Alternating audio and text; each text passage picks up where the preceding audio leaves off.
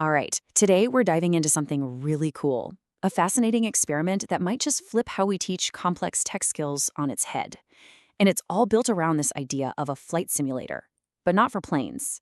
Nope, this one's for big data projects. So let me ask you this. Have you ever been in that spot? You've read the book, you totally get the theory, you might have even aced the test, but then you're faced with a real world problem and you just draw a blank. Yeah, we've all been there. Well, it turns out this is a massive, massive problem in the world of big data. And that really gets to the heart of the problem here, what some are calling the big data learning gap. See, the kind of skills you need to actually pull off a big data project, especially in those chaotic early stages, well, you just can't learn them from a textbook. The real world is just way too messy, way too unpredictable.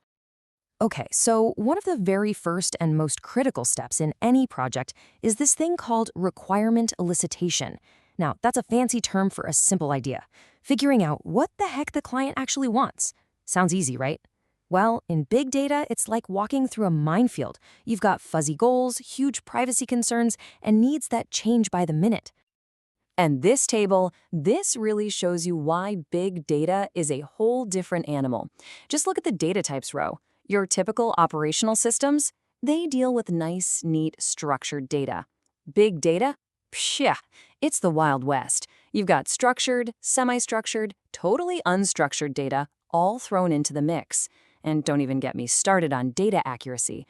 Just making sure the data is clean and reliable is a monumental task all on its own. So the big question is, how on earth do you prepare someone for that kind of chaos? Well, some researchers came up with a pretty brilliant idea, a role-based learning exercise. And yeah, you can totally think of it as that flight simulator we mentioned. It's a safe place to crash and burn, to make all the mistakes and learn from them without costing a real company millions of dollars. And the way they set it up was just beautifully simple. First, a little bit of basic training to get everyone on the same page. Then, they split the students into two teams. You had the customer group, they're the ones with the business problem, and then you had the business analyst group. Their job was to figure out what the customers needed to solve that problem. They just had a simulated meeting, and then afterwards, everybody got together to talk about what went right and what went wrong. And this is where it gets really good. Because what happens when you throw the textbook out the window and put these students in a situation that feels real? What kind of challenges did they immediately slam into?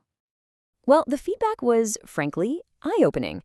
When they categorized all the problems the students ran into, a whopping 40%, almost half of all the issues, fell under one single category: requirement elicitation. Yeah, the exact skill they were there to practice turned out to be the single biggest monster they had to face. And when you dig into why that was so hard, you see the messy human reality of these projects. The students were struggling with everything. They didn't really understand the stakeholders' needs, they couldn't nail down the scope of the project, and they were trying to deal with really tricky things like data privacy rules. These aren't math problems. There's no single right answer in a book. Okay, so the simulation was amazing at showing just how tough these challenges are in the real world. But that leads to the million-dollar question, right? Did it actually help? Did playing this game actually make the students any better at their jobs? And the researchers weren't just going to take the students' word for it. They didn't want to know if they felt more confident. They wanted cold, hard proof. And they found it in the final exam scores. So they looked at a specific, case-based question on the final. For the students who went through the simulation, their average score was a pretty solid 13.29. Okay, but what about the students who are absent that day, the ones who missed the simulation? On the very same question, their average score was just 8.13. I mean, look at that difference. That's not just a little bump. That is a massive, massive leap in performance. It's pretty undeniable proof that getting your hands dirty in the simulation led to a much, much deeper level of understanding. And for anyone thinking, maybe that was just a fluke, the researchers crunched the numbers to make sure. They ran a statistical test, and without getting too technical, the result they got basically means there's a 99.9% chance that the simulation was the reason for those higher scores, not just random luck. It was the real deal. So what's the big takeaway here? Well, it means this simulation actually worked. It did exactly what it was designed to do. It bridged that huge gap we talked about, the one between knowing the theory and actually being able to apply it when it counts. Think about it. The students weren't just learning about abstract big data ideas. They were learning the critical human skills that make or break a project. Things like active listening, actually hearing what someone is saying, translating a business need into a technical plan, and learning how to negotiate and manage expectations. These are the skills that separate the pros from the amateurs. And the study's authors really hit the nail on the head. They said these kinds of exercises foster empathy. They let students literally walk a mile in someone else's shoes, which is the key to better communication and collaboration. And that's really the secret sauce for getting those project requirements right. So if you boil it all down, it comes to this really simple but powerful distinction. Traditional learning, lectures and textbooks, it's great at teaching you what to do.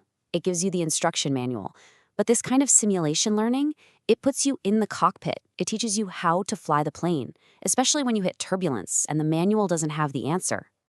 And that leaves us with a really big question to chew on, doesn't it? This study is powerful proof that there's a better way to learn these complex, hands-on skills. So it really makes you wonder, if this is so much more effective for big data, what else are we trying to teach people just by telling them to read a book?